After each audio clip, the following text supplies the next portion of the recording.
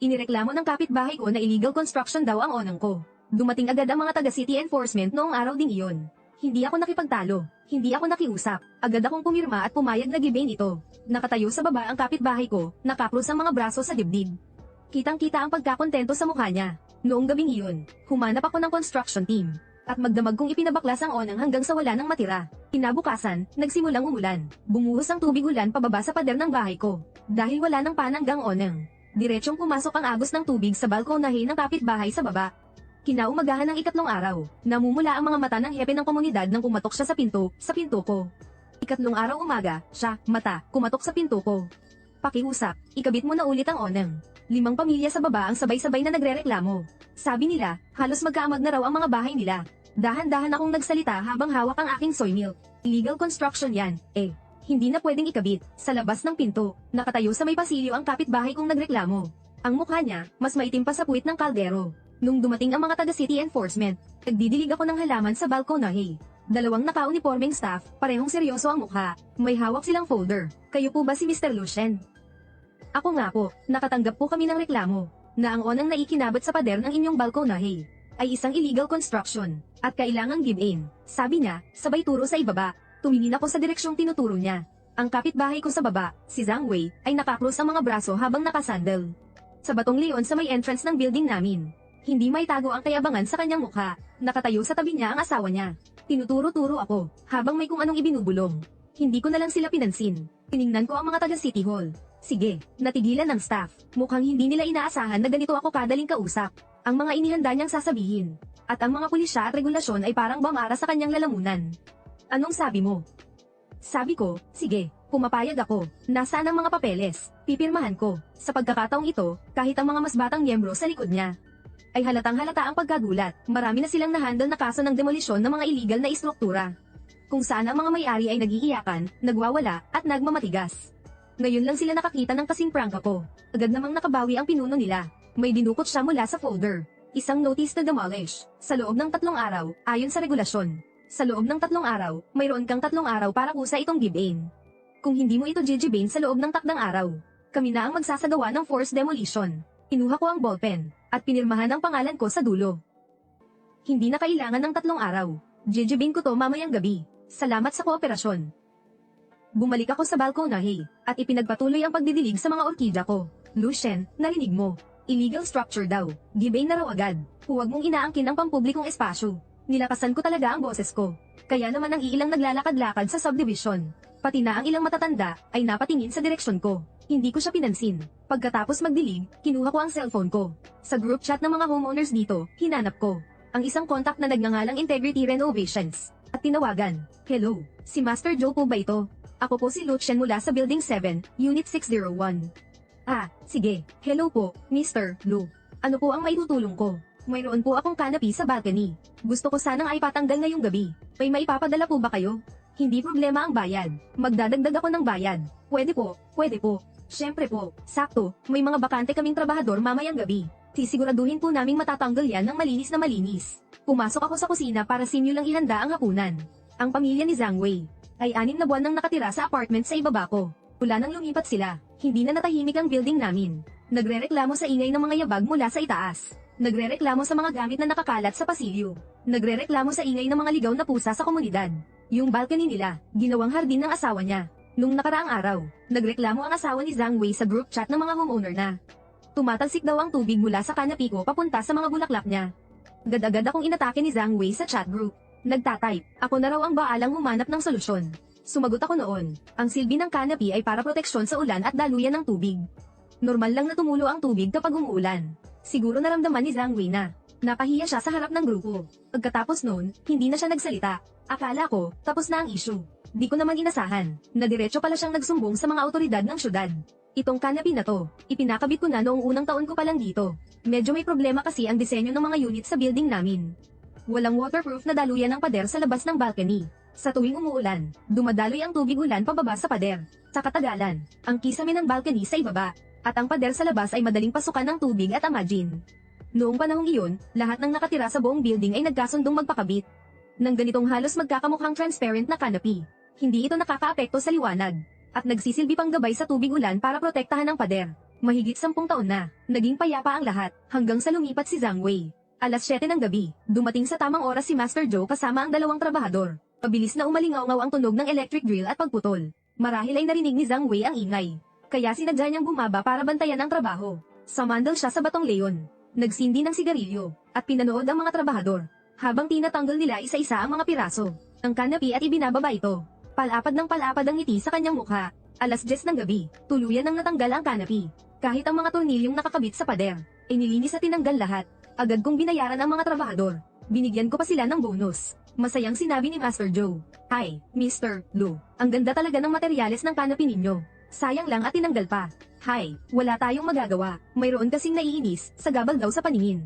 Matapos kong ihatid ang mga trabahador, isinara ko ang pinto. Madilim ang kalangitan sa labas ng bintana. Tila may paparating na malakas na ulan. Kinaumagahan, nagising ako sa malakas na patak ng ulan. Hinawi ko ang kurtina, bumabagsak sa salamin ang malalaking patak ng ulan, na nagiging agos ng tubig, at dumadaloy pababa. Pumunta ako sa balkonahe, dahil wala na ang kanapi na nagsisilbing proteksyon at gabay. Walang anumang nakaharang sa tubig ulan, na humahampas sa pader sa labas ng ika-6 na palapag. At pagkatapos ay dumadaloy pababa, na bumubuo ng tila isang kurtina ng tubig.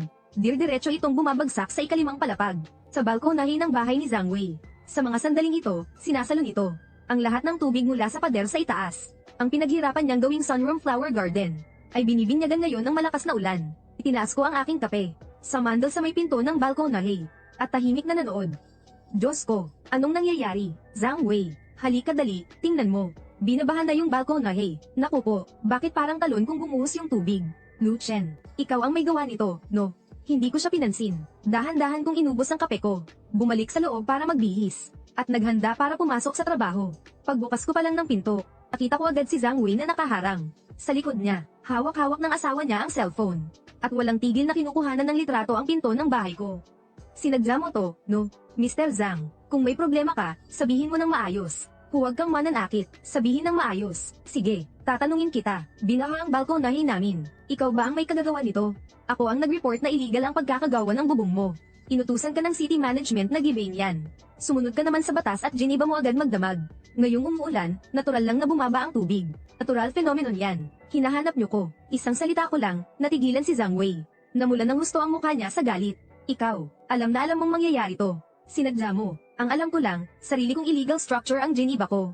Wala naman yung kinalaman sa inyo. Yung mga bulaklak ko, lahat ng imported roses ko, nabulok dahil nababad sa tubig. Lu Chen, kailangan mong magbayad. Magbayad? Anong basehan? May ebidensya ka bang ako ang sumairon ng mga bulaklak mo?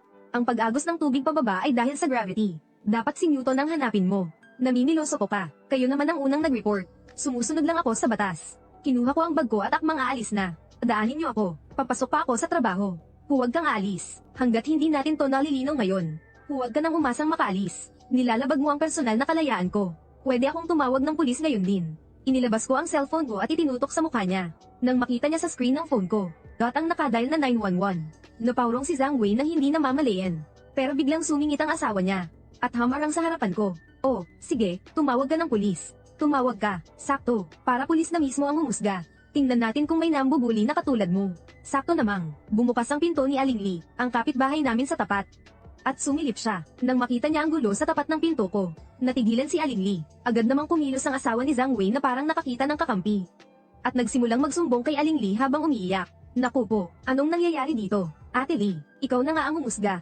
Mula nang tanggalin nila yung bubong nila, lahat ng tubig ulan, sa bahay namin bumuhos. Namatay tuloy lahat ng halaman ko. Tapos wala siyang pakialam. Hindi ba't sinadya to para makaganti? Mrs. ni Zhang, sa simula pa lang, para harangan ng tubig kaya nilagay yung bubong na yan. Kayo tong nagpumilit na i-report, di ba? Oh, ngayong tinanggal na. Syempre babagsak na yung tubig, di ba? Pero hindi naman dapat lahat sa amin mapunta. Saan mo gustong pumunta? Sa langit. Hindi na nakapagsalita si Zhang Wei.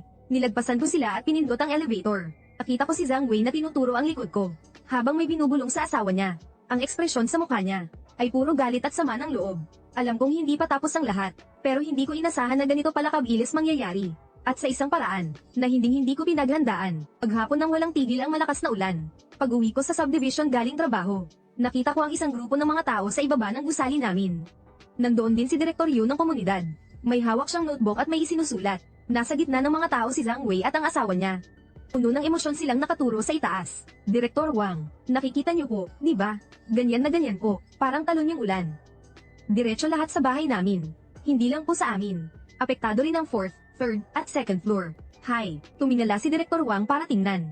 Kumunat ang kanyang noo. Ang tila kurtina ng tubig ulan ay dumadaloy pababa mula sa pader ng ika-6 na palapag. Matapos ang unang pagtama nito sa balkonahe ng 5th floor, nagtalsikan ng tubig. May bahaging dumiretso pababa, at ang iba na may tinangay ng hangin sa iba't ibang direksyon. Nabasa ang mga pader ng 4th at 3rd floor. Pati na ang mga bintana ay basang-basa.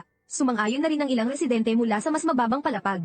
Yung bintana ko, buong araw nang hindi natutuyo. Basa na rin pati yung pader. Kung magtatagal to, siguradong aamag-amagine yan. Nang makita ko ng mga tao, kusa silang tumabi para bigyan ako ng daan. Pagkakita pa lang sa akin ni Zhang Wei, agad siyang sumugod. Lucien, tingnan mo itong kalokohang ginawa mo. Xiao Zhang, kumalma ka lang. Xiao Lu, tingnan mo itong sitwasyon. Naaapektuhan na talaga ang ibang mga kapitbahay. Director Yu, inireport ni Zhang Wei na illegal construction daw ang canopy ko. Nagpatupad ng batas ang city management. At nakiisa naman ako sa pagtanggal nito. Ang buong proseso ay naging legal at sumunod sa patakaran. Pangalawa, ang disenyo ng building ang dahilan kung bakit dumidiretso ang tubig ulan. Problema yan ng developer. Hindi ko problema. Pangatlo, naaapektuhan ang ibang mga kapitbahay. Nalulungkot ako para sa kanila, pero wala sa akin ang responsibilidad. Pagkatapos kong sabihin ang 3 kong punto, walang ni isang nakapagsalita. Gustong kumontra ni Zhang Wei, pero ibinuka niya lang ang bibig niya. At walang ni isang salitang lumabas. Dahil lahat ng sinabi ko ay pawang katotohanan. Bamantong hininga si Director Wang. Siyempre, naiintindihan din niya ang loika. Tama nga ang katwiran mo. Pero tingnan mo naman, magkakapit-bahay tayo. Dapat naman may pakikasama tayo sa isa't isa. Kayong may problema na, kailangan nating humanap ng paraan para maayos to. Tama, di ba? Tama, dapat lang ayusin. Dapat lahat ng apektadong homeowner ay magkaisa para puntahan ng developer at property management. Hilingin sa kanila na sa labas ng building. Ayusin yung waterproofing. Iyan ang tunay na solusyon sa problema. Puntahan ang malaking developer. Pagkasabi niyan, yung mga kanina lang ay galit na galit. Bigla na lang nanahimik ang ilang kapitbahay. Sino ba namang hindi nakakaalam sa developer at property management? Kung gaano sila kagaling magturuan. Baka abutin pa tayo ng siyam-siyam niyan. Oo nga, bago pa nila maayos yan. Bulok na ang mga bahay natin. Masyadong matagal yung proseso na yan, Xiaolu. Ang pag-usapan muna natin ay yung problema ngayon. Pwede bang ibalik na lang muna yung onang illegal na istruktura? Isang illegal na istruktura na si Mr. Zhang Wei mismo ang nag-report. Patunay dyan ang demolition notice mula sa city management. Director Wang, Director Yu, mga opisyal po kayo ng komunidad.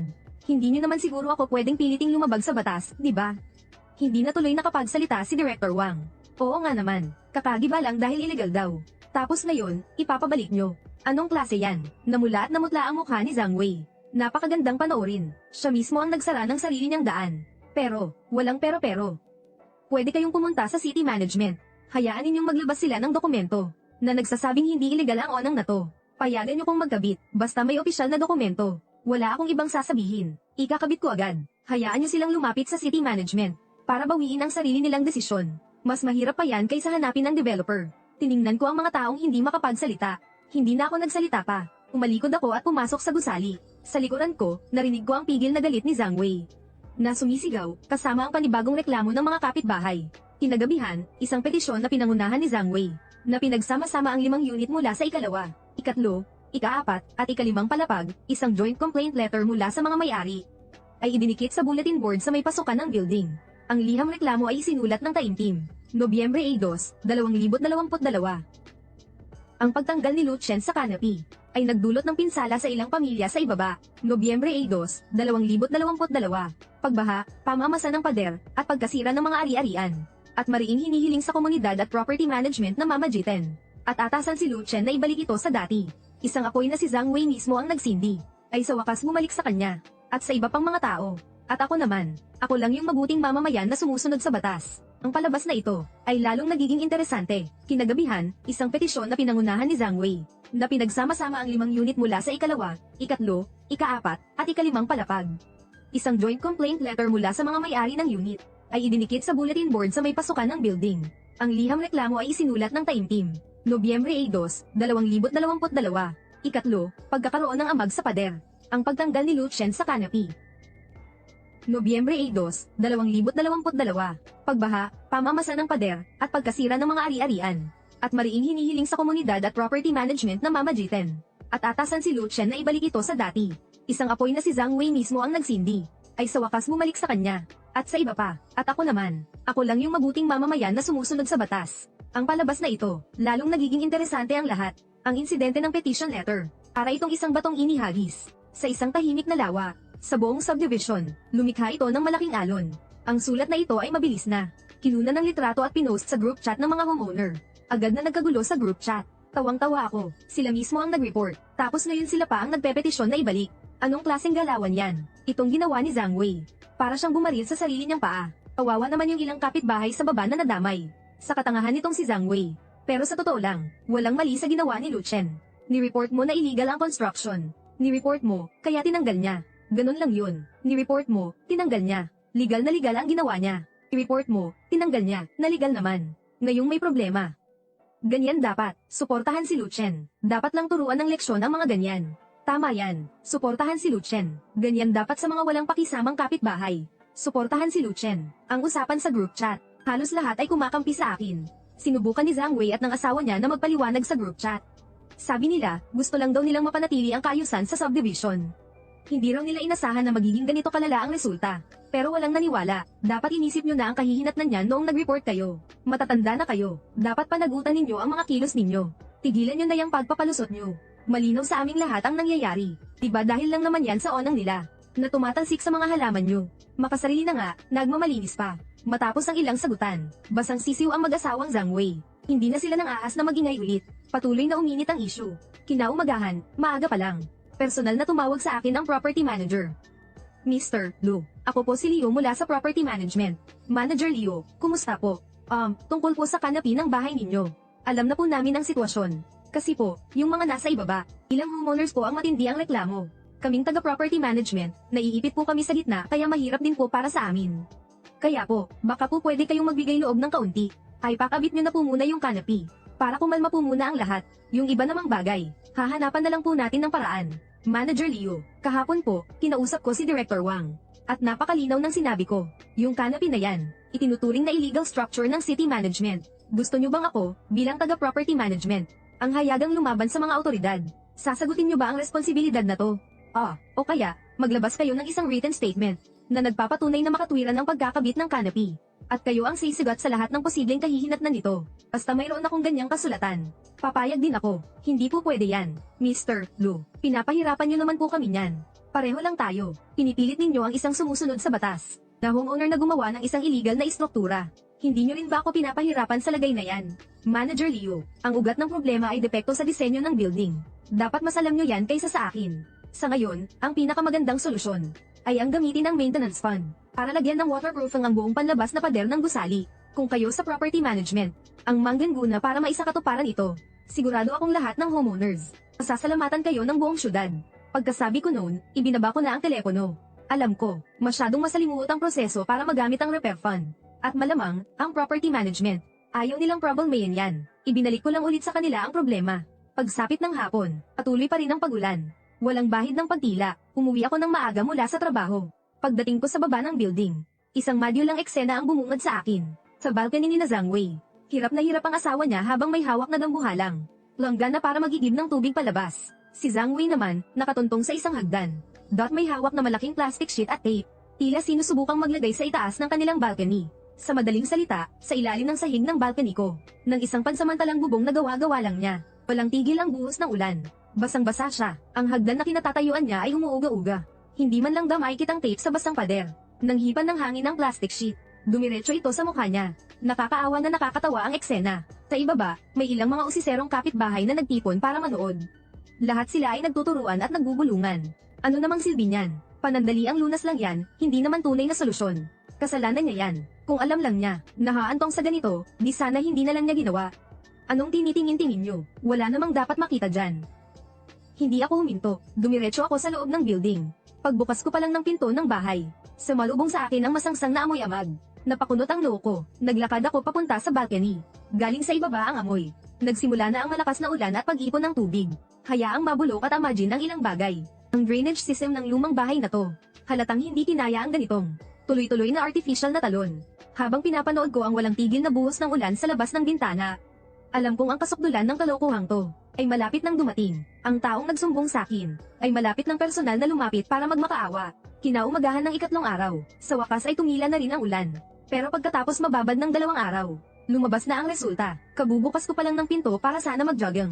Ang magulantang ako sa nakita ko. Si Director Wang ng komunidad ay nakatayo sa tapat ng pinto ko. Namumula ang mga mata, pagod na pagod ang itsura. Para siyang nagpuyat ng ilang gabi. Kasama niya ang mga representative ng 5 pamilya sa ibaba. Kasama na si Zhang Wei. Lahat sila, ang sasama ng itsura. Lalo na si Zhang Wei. Wala na ni Katie Ting ang kayabangan niya noong 2 araw na nakalipas. Ngayon, nakayuko siya. Mas maitim pa sa ilalim ng kaldero ang mukha. Umiiwas ng tingin. Hindi man lang makatingin ng diretso sa akin. Director Wang. Anong? Nang makita ko ni Director Wang. Para siyang nakakita ng kaligtasan. Paus na paus ang boses niya. Halos maiyak na. Lu, pakiusap. May malaking problema. Anong nangyari? Yung 5th floor. Yung bahay ni Tang. Inamag na ng todo ang kisame ng balcony niya. Natuklap na rin yung pintura sa pader. Lahat ng kahoy na sahig niya, umalsa na dahil sa tubig. Yung 4th at 3rd floor, nagsimula na ring tumagas ang tubig sa balcony. Mas malala pa yung sa mga pader. Pumasok ang tubig sa kwarto mula sa mga siwang ng pader. Nasira ang kabibili lang nilang kutson. Lalong nagiging emosyonal si Director Wang habang nagsasalita. Sabay turo sa ilang taong nasa likuran niya. Buong gabi silang nanggulo sa community kagabi. Hindi ako nakatulog buong magdamag. Habang nakikinig ako, wala akong naramdamang kahit ano. Sa katunayan, medyo natatawa pa nga ako. Lumagpas ang tingin ko kay Director Wang. At napako ito kay Zhang Wei. Naramdaman niya ang titig ko. At lalo pa siyang yumuko. Ganun ba kalala? Itinaas ko ang soy milk na inihanda ko bago umalis. At dahan-dahang humigop. Ang pagiging kalmado ko. At ang pagkataranta ni Director Wang. Ay kitang-kita ang pagkakaiba. Oo, kaya, Xiaolu, nakikiusap na ako sa'yo, pwede ba? Ibalik mo na yung oneng. Harangan muna natin ang tubig. Para hindi na ito tumulo pababa. Binaba ko ang soy milk. Tiningnan ko siya. At sinabi, salita por salita. Director Wang, illegal yan. Hindi pwedeng ikabit. Ang mga salitang iyon ay parang isang baldeng malamig na tubig. Na ibinuhos sa ulo ni Director Wang. Agad na namutla ang mukha niya. Pero espesyal na sitwasyon naman to. Kahit gaano pa ka-espesyal, hindi pwedeng lumabag sa batas. Pariin kong sinabi, opisyal po kayo ng community. Kayo dapat ang pinaka-nakakaalam ng batas. Hindi na nakapagsalita si Director Wang dahil sa sinabi ko. Sa sandaling iyon, ang kanina pang tahimik na si Zhang Wei ay sa wakas gumalaw. Dahan-dahan siyang humakbang ng 2 beses papalapit, at tumayo sa harap ko. Itinaas niya ang kanyang ulo. Namumula at puno ng ugat ang kanyang mga mata. Nanginginig ang mga labi niya. Tila gumagawa ng isang napakahirap na desisyon. Lu, Kuya Lu, abat tinawag pa niya akong kuya. Anong kailangan mo? Kasalanan ko to. Naging makasarili ako. Gago ako. Hindi ko dapat ginawang i-report ka. Sorry. Pagkasabi niyon, bigla siyang yumuko ng malalim sa harap ko. Sumunod din ang asawa niyang nasa likod niya. At pabulong na nagsabi ng sorry. Dahil sa eksenang iyon, nanahimik ang lahat ng tao sa paligid. Kuya Lu, sana po'y pagpasensyahan ninyo ako. Huwag niyo na po akong patulan. Tingnan niyo naman po, grabe na rin ang perwisyo sa akin. Lahat ng halaman ko, wala na. Sira na rin ang sahig. Pakiusap po, pagbigyan niyo na ako. Ibalik niyo na po yung canopy. Ako na po ang magbabayad kung magkano man yan. Babayaran kita ng doble. Hindi ito tungkol sa pera. Tungkol ito sa prinsipyo. Ikaw ang nagturo sa akin maging isang mabuting mamamayan na sumusunod sa batas. Ngayon, ang ginagawa ko lang ay, pinaninindigan ng prinsipyo ko bilang mabuting mamamayan. Ang mga salita ko ay parang isang punyal. Natumarak ng diretso sa puso ni Zhang Wei. Nawala na rin ang huling bahid ng kulay sa mukha niya. Naintindihan na niya. Hindi ko ito ginagawa para sa pera. Gusto ko lang siyang pagbayaran ang ginawa niya. Yung tipong mapaplunok na lang siya sa pait. Yung hirap na hindi niya mailabas o may reklamo. Ang pampublikong paghingi ng tawad ni Zhang Wei ay hindi nagtapos sa gulong ito. Sa halip, ang laban, na dati sa pagitan lang namin ni Zhang Wei, ay naging sa pagitan ko na at ng lahat ng kapitbahay sa ibaba. Nang makitang hindi ako makuha sa pakiusap, si Director Yu ay hindi na mapakali sa pag-aalala. Ang ilang kapitbahay sa likod niya ay nagsimula na ring hindi makapagtimpi. Mr. Lu, hindi naman po pwedeng ganyan ang sabihin nyo. Ngayon, tayong lahat na pamilya ang nalulugi. Hindi naman pwedeng dahil lang may alitan ka sa 5th floor, ay idadamay mo na kaming lahat sa problema. Oo nga, wala naman kaming ginawang masama sa'yo. Noong si Zhang Wei sa group chat ng mga may-ari, nag-iingay na i-report ako. Wala ni isa sa inyo ang nagsalita para ipagtanggol ako. Ngayon kayo na ang napapasok. Alam nyo na kung gaano kasakit. Ako, magkakapit-bahay tayong lahat sa iisang building. Sino bang hindi nakakaalam kung para saan ang shed na yon? Alam na alam nyo yan sa sarili nyo. Ngayon, sa inyo na nangyayari ang gulo. Masaya bang panoorin? Nang makita ni Director Wang ang sitwasyon, agad siyang namagitan para pakalmayan ang lahat. Lu, huwag ka nang magalit. Nag-aalala lang din sila. Tingnan mo, ganito na lang kaya. Ang community na namin ang mangganguna. Ikabit mo muna ulit yung shed. Sabihin na lang nating ito ay emergency measure na hiningi ng community. Kung sakaling magtanong ang City Hall, kami na sa community ang haharap para magpaliwanag. Oh, ayos na ba yun sa'yo? Binigyan niya ako ng paraan para umatras. Pero bakit ako aatras? Nasa kalagitnaan pa lang ang palabas. Director Wang, salamat po sa maganda ninyong intensyon. Pero nandoon ang demolition notice, nakasulat sa itim at puti. At siguradong may record din sa file ng City Hall. Magpapaliwanag ang community ninyo. Anong dahilan ang gagamitin ninyo? Bumuhos ang malakas na ulan mula sa langit. Kapag tumawag ang City Hall para kumpirmahin, anong isasagot ko? Sasabihin ko bang ako mismo ang may gustong magpakabit? O pinilit ako ng community na ikabit to? Kung ituring to ng City Hall bilang pangalawang illegal construction, at kailangang magmulta, sinong magbabayad ng perang yun? Ako, o ang komunidad? Dahil sa sunod-sunod na mabibigat na tanong, muling natahimik si Director Wang. Alam niyang hindi niya kayang akuin ang responsibilidad na ito. Walang kapangyarihan ng komunidad na magpatupad ng batas. At lalong wala silang karapatang baligtarin ang desisyon ng ibang ahensya ng gobyerno. Sumabog na rin sa wakas ang Alice sa 3rd floor. Tinuro niya ako, ito ayaw mo. Ano ba talaga ang gusto mo? Talaga bang gusto mong panoorin kaming lahat? Na-imagine bago ka makontento. Napakasama mo. Ingatan mo yang pananalita mo. Mula simula hanggang dulo, wala akong ginawang mali. Sumunod ako sa patakaran. Ginib ako ang sinasabi ninyong illegal na istruktura. Ngayon, kayo ang napeperwisyo dahil sa depekto sa disenyo ng building. Pero sa akin ninyo isinisisi ang lahat. Sa isang mamamayang sumusunod sa batas. Sino ba talaga ang masama sa atin? Nasindak sa akin ang ale. Umatras siya ng isang hakbang. Habang may pabulong-bulong pa rin. Ang may-ari ng 2nd floor, na kanina patahimik, ay inayos ang kanyang salamin. Mr. Lu, mag-usap tayo ng maayos. Ang sitwasyon kasi ngayon, masyadong matagal kung ay dadaan sa legal na proseso laban sa developer. Kung ikaw naman ang pagkakabitan namin ng panangga sa ulan, may alinlangan ka rin. Kaya mayroon pa bang ikatlong paraan? Tiningnan ko siya ng may kaunting paghanga. Sa wakas, may isa ring nag-iisip. Meron. Agad na natuon sa akin ang tingin ng lahat. Simple lang. Kayong lahat ng apektadong homeowner, sa ilalim ng sarili ninyong mga pangalan, sama-sama kayong magsumite ng isang aplikasyon sa City Management Department. Ang nilalaman ng aplikasyon ay, dahil may depekto sa disenyo ang 7 gusali, at ang direktang pag-agos ng tubig ulan ay nagdulot ng pinsala sa ari-arian ng maraming residente. Ang sitwasyon ay apurahan, kaya't espesyal na hinihiling para sa may-ari ng Unit 601, si Lucien. Napansamantalang ibalik ang kanyang onang sa balkonahe, bilang isang emergency na solusyon, upang maiwasan ang lalo pang paglaki ng pinsala. Hinihiling namin sa City Management Department, mula sa pananaw ng pagprotekta sa kapakanan ng mga mamamayan. Naaprubahan ito, kapag ang developer o ang property management ay tuluyan ng naayos ang problema sa waterproofing ng pader. Ang nasabing onang ay saka muling tatanggalin. Pagkasabi ko yun, tumahimik ang lahat, tumahimik ang lahat. Pagkasabi ko yun, lahat sila ay natigilan. Lahat sila ay natigilan. Ang hayaan silang personal na mag-apply sa city management. Hindi ba't para na rin nilang inamin na isang pagkakamali ang pagrereklamo nila noon? At ngayon ay nagmamakaawa sila sa gobyerno na ibalik ang pagkakamaling iyon. Hindi na may larawan sa sobrang itim ang mukha ni Zhang Wei. Naging kulay abo ito. Ang planong ito ay parang paglalagay sa kanya sa apoy para paulit-ulit na ihawin. Siya ang nagreklamo kaya ipinabaklas ito ng city management. Ngayon, siya pa ang kailangang manguna para magmakaawa sa city management na ibalik ito. Wala na siyang mukhang may haharap.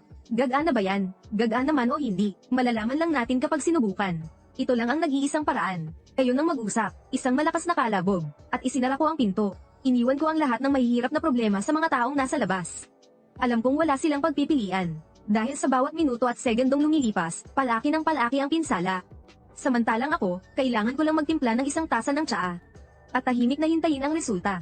Kinaumagahan ng araw na iyon, dumating si Director Wang na may dalang isang bagong gawa, napahayag ng sitwasyon at aplikasyon para sa pansamantalang pagbabalik, at muling kumatok sa pinto ng bahay ko. Sa application form, detalyadong inilarawan ang mga depekto sa gusali at ang pag-apaw ng tubig ulan.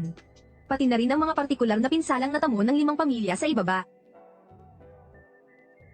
Sa dulo, naroon ang mga pirma ng 5 may-ari ng bahay, at ang mapupulang thumbmark nila. Ang pangalan ni Zhang Wei, malinaw na namumuna sa listahan. Xiao Lu, tingnan mo, okay na ba to? Kinuha ko ito at binasang mabuti. Maganda ang pagkakasulat, taos-puso at makatotohanan. Pinalabas nila ang kanilang mga sarili bilang biktima ng depektibong disenyo ng gusali, at ang pagkakabit ng rain shelter ay tinukoy nila bilang ang kaisa-isang at apurahang paraan para iligtas ang sarili. Pwede na, pero itong application na to, dapat ay kayo mismo, lalo na si Mr. Zhang Wei, ang personal na maghatid sa City Management Department. Kami ang pupunta. Siyempre, kung sino ang nagsimula ng problema, siya rin ang dapat mag-ayos nito. Kung sino ang nag-report, siya ang dapat mag-apply. Sa ganoong paraan nyo maipapakita ang inyong sinseridad. At para ang City Management Department din, ay mas madaling maintindihan ang buong pangyayari.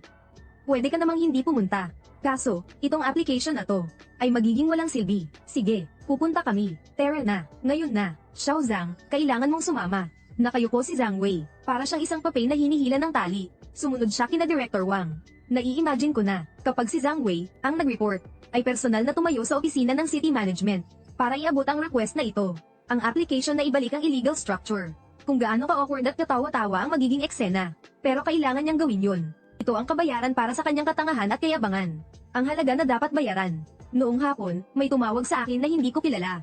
Hello, si Mr. Lu Chen po ba ito? Mula po kami sa City Enforcement Team. Opo, hello. Tungkol po ito sa mga may-ari ng unit sa Building 7 nanograms inyong komunidad. Yung sama-sama nilang request na ibalik ang onang ninyo. Natanggap na po namin ang mga dokumento. Gusto lang po namin kumpirmahin ang ilang bagay sa inyo. Sige po, sabihin nyo. Una, noong una niyong tinanggal ang onang. Kusang loob po ba yun at naging cooperative kayo? Tama po ba? Opo, naging cooperative po ako ng buo. Pangalawa, yung sitwasyon pong inirereklamo ngayon ng kapitbahay ninyo sa baba. Totoo po ba? Mayroon po bang problema sa pagpasok ng tubig ulan na nagdudulot ng pinsala sa kanilang mga gamit? Totoo po, ang mga partikular na detalye. Mas alam po ni Community Director Wang at ng kapitbahay ko sa baba kaysa sa akin. Pangatlo, kung sakali pong kami, base sa sitwasyon, at dahil na rin sa humanitarian reasons, at para na rin maresolba ang isang agarang problema, pumayag sa request nilang pansamantalang ibalik ito. Kayo po ba mismo ay handang makipagtulungan sa pagkakabit nito? Susunod po ako sa mapag-uusapan. Isa po akong mamamayang sumusunod sa batas. Lahat po ay ibabase sa magiging opisyal na desisyon. Kung sabihin niyong bawal ikabit, hindi ko po gagalawin. Sige po, Mr. Lu, naiintindihan na po namin ang sitwasyon. Salamat po sa inyong kooperasyon. Pagkababa ko ng telepono, alam ko na. Itong bagay na to, ayos na. Ang layunin ko, naabot ko na rin. Wala akong nakaaway na kahit sino. Wala akong binitawang kahit isang mura. Ang ginawa ko lang ay ikinulong ang bawat galaw nila. Sa loob ng alituntunin, ginamit ninyo ang alituntunin laban sa akin. Kaya gagamitin ko rin ang alituntunin para mabitag kayo sa sarili ninyong patibong. Gusto ninyong sirain ang alituntunin para masolusyonan ang problema. Pasensya na, hindi pwede. Kailangan ninyong bumalik sa loob ng alituntunin. At kayo mismo ang sumampal sa sarili ninyong mukha. Dapit hapon, masayang-masaya akong tinawagan ni Director Wang. Lu, magandang balita, pumayag na ang munisipyo. Sabi nila, dahil espesyal na kaso, espesyal din ang magiging aksyon. Inaprubahan na ang pansamantalang pagbabalik ng oneng. Nagpadala pa nga sila ng formal na sulat sa ating komunidad. Magaling, Lu. Kailan ka kaya libre? Para maipakabit na agad ang oneng. Kahit kailan, pwede. Huwag kang mag-alala sa pera. Na-transfer na sa akin ni Zhang ang bayad. Para raw yun sa mga materyales at sa mga trabahador. Di na rin daw ang kabayaran para sa'yo, sagot na niya lahat. Sabi niya, sisiguraduhin daw na pinakamagandang materyales ang gagamitin. Hindi ko na kailangan ng kabayaran. Basta may kabit lang ng maayos ang oneng, sapat na. Hindi ko kailangan ng pera niya. Ang kahihiyang sinapit niya, ay mas kasiya siya para sa akin kaysa sa anumang pera. Kinabukasan, maaga pa lang. Si Foreman Joe, yung tumulong sa aking magbaklas ng onang dati, ay dumating kasama na naman ang kanyang grupo. Mga profesional sa pinto, bintana, at onang. Sa pagkakataong ito, ang truck niya ay may kargang. Mas dekalidad na polycarbonate sheets at stainless steel na mga bracket. Mr. Lu, nagkita na naman po tayo. Itong trabaho ngayon, sisiguraduhin po naming mas palido pa kaysa sa dati ang gawa. Kuya Lu.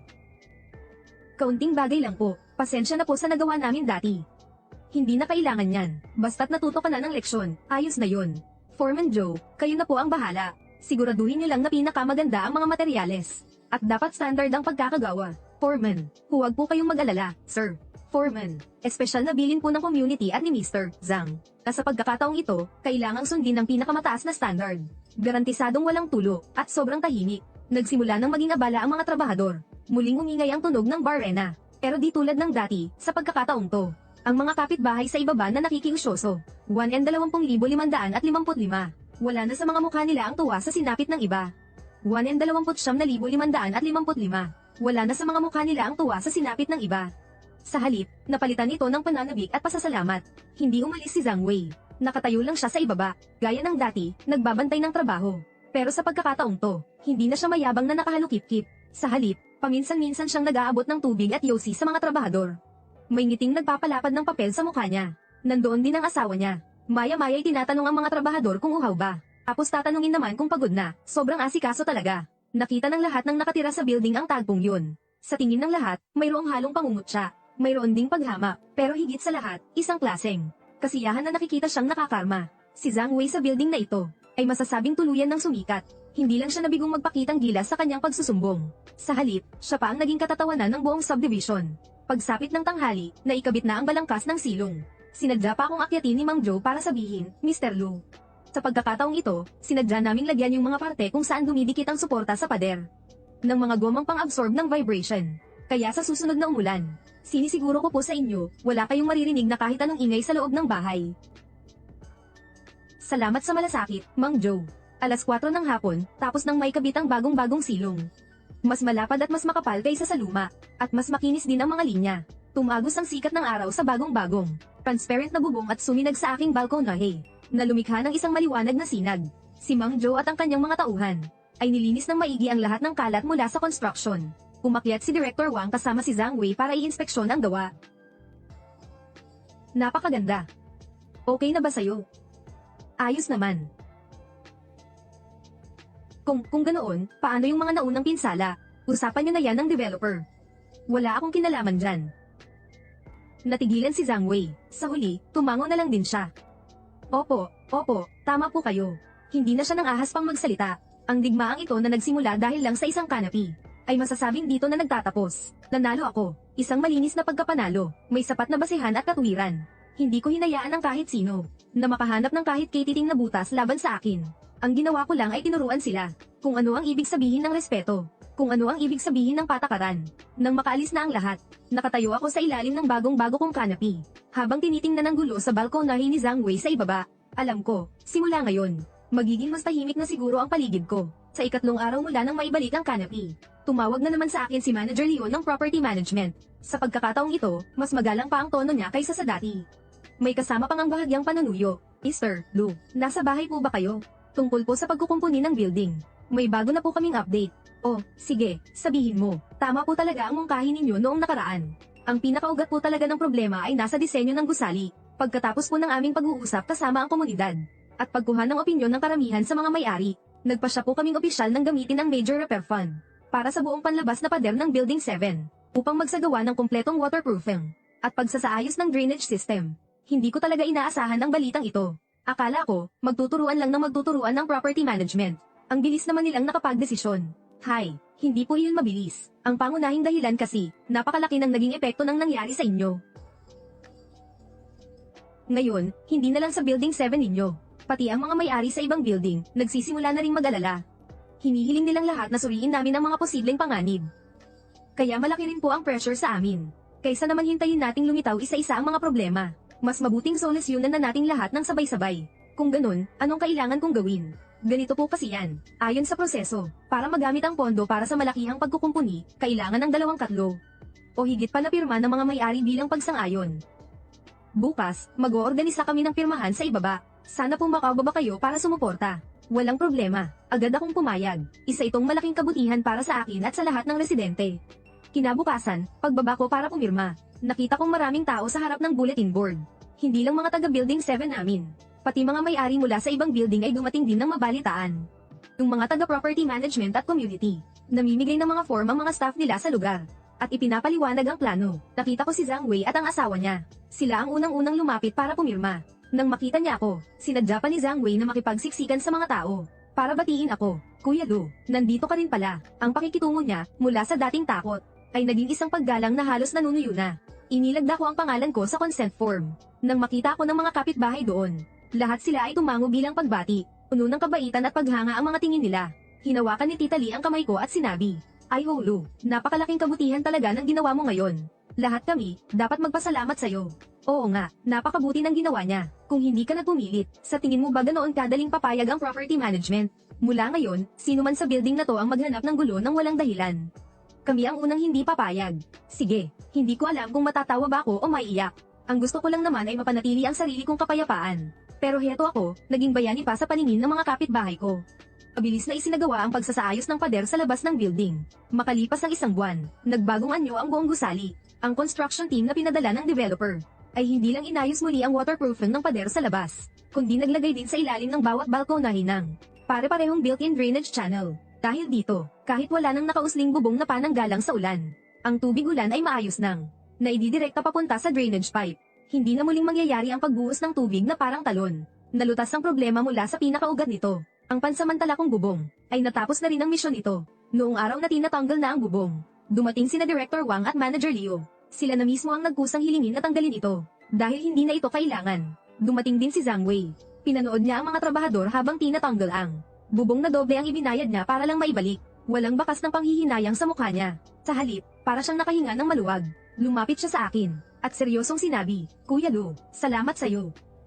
Kahit na naging kaiyahiya ang mga nangyari, pero ipinaunawa mo sa akin. At sa lahat, na kailangang hanapin ang tamang paraan para malutas ang problema. Salamat sa'yo. Pagkasabi nun, yumuko siyang muli ng malalim. Sa pagkakataong ito, wala nang bahid ng kahihiyan sa mga mata niya. Tanging sinseridad na lang. Tiningnan ko siya, at sa huli, tumango na lang din ako. Siguro, ang pagbabago ng isang tao, ay kailangan lang talaga ng isang masakit na leksyon na hinding-hindi malilimutan. Wala na ang canopy, naayos na rin ang building. Tila tuluyan nang bumalik sa normal ang lahat. Pero ang epekto ng canopy war na yun, ay patuloy pa rin tahimik na. Nakaapekto sa bawat isa sa building. Ang pinakamalaking pagbabago ay ang relasyon ng magkakapitbahay. Dati, ang magkakapitbahay sa building na ito, karamihan ay hanggang tango lang pag nagkakasalubong. Kanya-kanya lang. Matapos naming pagdaanan ang laban na yun, biglang naging mas malapit ang loob ng lahat sa isa't isa. Sa group chat ng mga may-ari, hindi na puro reklamo at daing. Sa halip, napuno na ito ng mga usapan tungkol sa buhay. At tungkol sa pagpapaunlad ng aming komunidad. Nagsimula kaming kusang loob na bantayan ng property management, panatilihin ang kalinisan ng mga hallway, at nag-ambagan pa para gawa ng tirahan ng pasang kalye sa baba. At ako, tila naging opinion leader na ng building na to. May nasirang bumbilya sa bahay. Hindi alam kung anong klase ang bibilhin. I-dash at ako sa group chat. Dahil kulang ang parking sa komunidad namin. May nagmungkahi kung pwede raw ba, na ako na ang pumausap sa property management. Pati nga ang anak ni Tita Lee na mag-e-exam para sa graduate school. Nagtanong pa sa akin kung anong kurso sa ang universidad ang mas maganda. Hindi ko alam kung matatawa ba ako o maiiyak.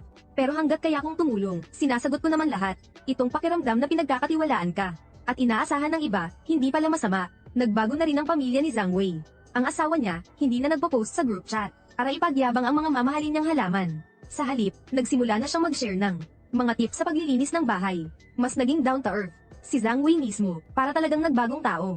Dati, pag nakakasalubong ko siya sa hallway, laging angat ang ulo at diretso lang ang tingin. Ngayon, malayo pa lang, ngingiti na siya at babati. Minsan, pag umuwi akong may dalang mga gamit, kapag nakikita niya ako, kusa pa siyang tumatakbo. Para tulungan akong iakyat ang mga dala ko. Hindi ako tumanggi. Naiintindihan ko na ito ang paraan niya. Para humingi ng tawad at ayusin ang aming relasyon. Isang hapon ng weekend, tumunog ang doorbell ng bahay ko. Pagbukas ko ng pinto, nakita ko ang anak ni Zhang Wei. Isang batang lalaki na mga 7 o 8 taong gulang. Hawak-hawak niya ang isang paso ng isang maliit na succulent. Nahihiya siyang tumingin sa akin. Napakaliwanag at napakalinis ng mga mata ng bata. Ningnan ko ang maliit at cute na succulent. Nanahimik ako ng ilang segundo. At saka ito tinanggap. Inilagay ko ang paso ng succulent sa may bintana sa balcony. Sa ilalim ng sikat ng araw. Ang mga luntiang dahon nito ay mukhang sariwa at puno ng buhay. Siguro, walang taong likas na masama. Madalas, nabubulag lang sila ng katangahan, kayabangan, at kasakiman. Kapag ang mga bagay na ito ay tuluyan ng nawasak, ang maaaring lumabas ay isang pusong marunong magpasalamat at magbago. Siyempre, hindi lahat ay natutuwa sa ganitong pagkakasundo. Nang maglaon, ininspeksyon ng City Management Department ang aming komunidad para sa mga iligal na istruktura sa lahat ng building. Ang ilang mga kalat-kalat na canopy, na may iba't ibang sukat sa ibang mga gusali, ay nabigyan lahat ng notice para ipaayos. Kasabay nito, napuno ng reklamo ang buong komunidad. May nagreklamo sa group chat. Kasalanan to lahat ni Lucien ng Building 7. Wala kasing magawa, naghahanap ng gulo. Ayan tuloy, naimbitahan pa ang city management. Dinamay pa tayo, kailangan din nating magbaklas. Paglabas pa lang ng ganyang komento, may sumagot agad. Marunong ka bang mga tuwiran? Si Lucien ang biktima rito mula umpisa hanggang dulo. Siya kaya yung inireklamo, no? Ano bang problema? Sa tingin nyo ba kusa lang gumanda ang building na to? Kung hindi dahil sa pagpupumilit niya, makakatira kaya tayo sa ganito kagandang building ngayon? Magiging ganito ba kasipag ang management? Walang utang na loob. Kung matapang ka, subukan mo ring magreklamo. Tingnan natin sa huli kung sinong mamalasin, ikaw o ang iba. Madali lang para sa iyong magsalita, yung taong nagrereklamo. Dahil sa sinabi niyang iyon, agad siyang pinagtulungan ng lahat. Dahil doon, hindi na siya nang ahas magsalita ulit. Napangiti na lang ako habang nakatingin sa screen ng phone ko. Sinara ko ang group chat. Talaga namang may mga taong hindi marunong umintindi sa mundo. Hindi na kailangang pansinin. Kailangan ko lang protektahan ang sarili kong buhay at ang mga taong marunong rumispeto at tumano ng utang na loob. Sapat na iyon. Isang taon nang lumipas. Lumipat na ng tirahan ang pamilya ni Zhang Wei. Ang sabi, dahil daw sa trabaho, kailangan daw niyang lumipat sa ibang syudad para sa career niya. Noong araw na lumipat sila, sinadya pa akong puntahan ni Zhang Wei para magpaalam. Mukha siyang mas mature na. Wala na yung dati niyang pagiging mayabang at padalos-dalos. Kuya Lu, aalis na kami. Sa mga nagdaang taon, salamat sa pag-aalaga mo. Ingat sa biyahe. Pagkaalis niya, nabakante ang ikalimang palapag ng ilang panahon. Ilang buwan din akong nag-enjoy sa sobrang katahimikan. Hanggang isang araw, may narinig akong ingay ng construction sa baba. May bagong kapitbahay na titira. Agad-agad tumakbo si Tita Lee para ibalita sa akin. Lu, alam mo ba, may napakagandang babae na lumipat sa ikalimang palapag. Ang balita ko, sobrang galing daw. May sarili siyang law firm. Napangiti na lang ako, hindi ko na lang masyadong pinansin. Huwag lang sana katulad ulit ni Zhang Wei. Yung sobrang sakit sa ulo noon. Noong weekend, nagbabasa ako sa bahay. Tumunog ang doorbell. Binuksan ko ang pinto. Isang matangkad na babae ang nakatayo sa labas. Nakasuot siya ng casual na damit. Elegante ang dating niya. At may banayad ng ngiti sa kanyang mukha. Hello, ako ang bagong lipat na kapitbahay sa baba. Ako si Jolo. Hello, narinig ko mula kay Director Yu ng community. At kina Tita Lee, ang maraming kwento tungkol sa'yo. Lalo na yung sikat na insidente tungkol sa canopy. Matagal na yun. Hindi. Para sa akin, hindi yun maliit na bagay. Pinatunayan ng pangyayaring iyon, ang iyong paninindigan at katapangan. Sa totoo lang, bilang isang taong nasa larangan ng batas, hinahangaan ko talaga yun, ang mapuri ng ganito kadirekta sa harap ko. Ngayon lang nangyari sa akin. Pumunta ako rito ngayon hindi lang para bumisita. Mayroon din sana akong hihilinging pabor. Ano yun? Napansin ko kasi, kahit naayos na ang labas ng building natin, yung mga bintana sa balcony, ay luma pa rin, mahigit 10 taon na ang disenyo. Mahina ang soundproofing at hindi selyado. Pinalitan ko na ang bintana sa unit ko ng pinakabagong 3 layer na soundproof glass. Naisip ko, kung makakapag-organisa tayo para sa buong building, at sabay-sabay bibili ang mga may-ari, siguradong makakakuha tayo ng malaking discount.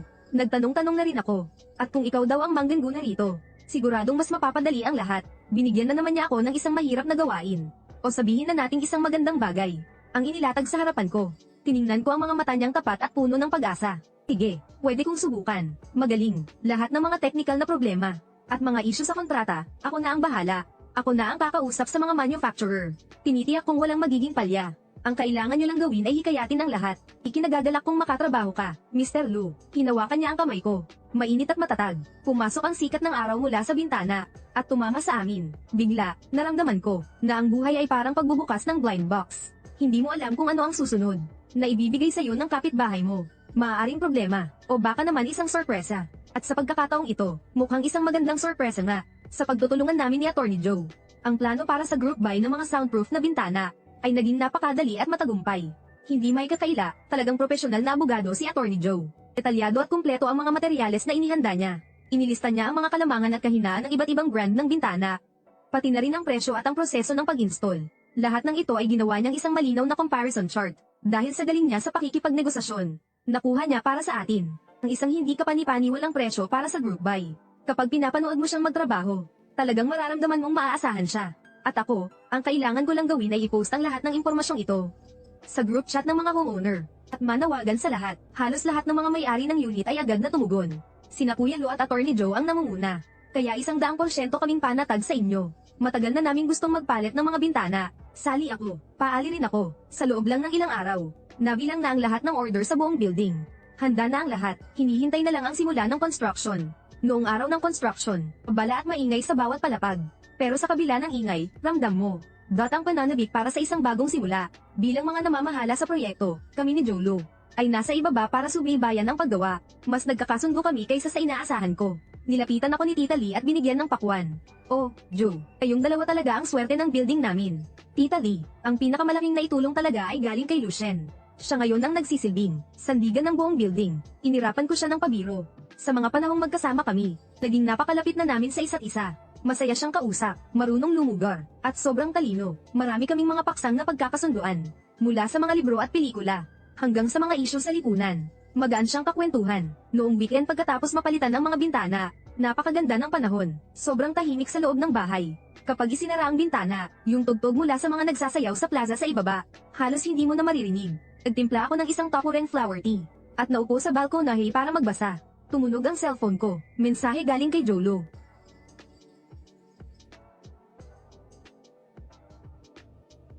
Habang tinitingnan ko ang mga salita sa screen, nag-alinlangan ako ng ilang segundo. Maraming taon na mula nang ako'y makipaghiwalay. Sanay na akong mamuhay mag-isa. Tahimik, pero malungkot din. Lumapit ako sa bintana, at tumingin sa ibaba. Ang mga batay nagtatawanan at nagkukulitan. Ang mga matatanday payapang naglalakad-lakad. Si Jolo sa baba, para bang naramdaman niya, na nakatayo rin pala sa balkonahe ng bahay nila, at nakatingala sa direksyon ko. Nakita niya ako, itinaas niya ang kanyang cellphone, at iwinagayway ito habang nakangiti. Tumatama sa kanya ang sinag ng araw. Ang ngiti niya ay sobrang liwanag, halos nakakasilaw. Bigla kong naisip, siguro'y panahon na para sa tahimik kong buhay. Nadagdagan pa ng ibang kulay, katulad ng canopy na iyon. Kailangang tanggalin ang luma para salubungin ang bago. Minsan,